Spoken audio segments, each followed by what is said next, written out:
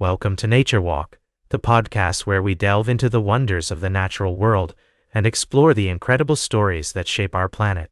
I'm your host, David, and I'm thrilled to have you join me on this journey. As we step out into the wild today, we find ourselves in the heart of England, at the renowned Chester Zoo d'Oise. This iconic institution has been a beacon for wildlife conservation and education since its inception in the 1930s, and it's about to unveil its most ambitious project yet, the 28-pound sterling million Heart of Africa facility. Imagine walking through the gates of this magnificent zoo, surrounded by the sights and sounds of the African savanna. The wind carries the sweet scent of acacia trees, and the warm sun casts a golden glow over the landscape. As we make our way through the 9-hectare exhibit, we're transported to a world where giraffes roam freely alongside zebras, antelopes, and ostriches. But what's truly remarkable about this project is not just its scale or ambition, it's the zoo's commitment to creating a space that's as much about conservation as it is about education and entertainment. The team at Chester Zoo has worked tirelessly to recreate the grassland habitats of Uganda and Kenya, complete with over 6,000 trees, shrubs, and grasses. As we explore this incredible facility, we meet some of the fascinating creatures that call it home. There's the colony of naked mole rats, scurrying about in their underground tunnels, the majestic white-headed vultures soaring overhead, and the adorable meerkats standing sentinel over their desert domain. But the star of the show has to be the giraffes, those gentle giants with their long necks and curious eyes. As we watch them explore their new surroundings, it's clear that they're still getting used to their new home. The chilly English weather may not be exactly what they're accustomed to, but with a state-of-the-art giraffe house heated to a comfortable 23 degrees Celsius, they're sure to thrive. The team at Chester Zoo is taking a gradual approach to introducing the animals to each other, ensuring that everyone, from the giraffes to the keeping staff, feels comfortable and happy. It's a testament to their dedication to providing a safe and enriching environment for these incredible creatures. As we conclude our visit to the heart of Africa, we're reminded of the critical role that zoos like Chester play in conservation efforts around the world. By supporting projects like this one, we can help safeguard the future of endangered species and preserve the beauty and diversity of our planet's natural heritage. We'll be right back with more fascinating stories from the natural world on Nature Walk.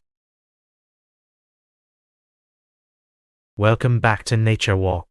I'm your host, David, and we're excited to dive into our middle segment today. We've got a fascinating story to share with you, all about the Allohexaploid wheatgrass genome.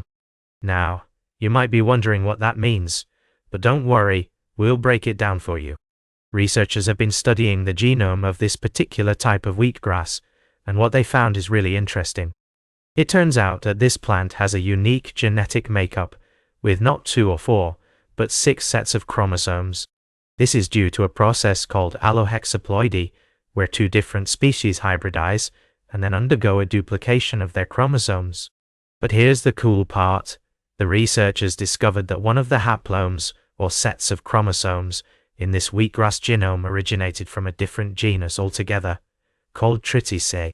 This is significant because it suggests that there was a genetic exchange between different species in the past, which helped shape the evolution of this particular plant. The team also found that this wheatgrass has adapted to high-altitude environments in a remarkable way. They identified specific genes that are associated with traits like UVB radiation resistance and cold tolerance, which allow the plant to thrive in areas with intense sunlight and harsh temperatures.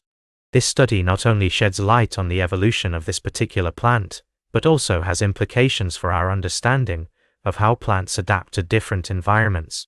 And who knows, maybe one day we'll be able to apply this knowledge to develop more resilient crops that can withstand the challenges of climate change. So, there you have it, a fascinating tale of genetic discovery and adaptation in the natural world. Stay tuned for our final story of the day right here on Nature Walk. Welcome back to Nature Walk.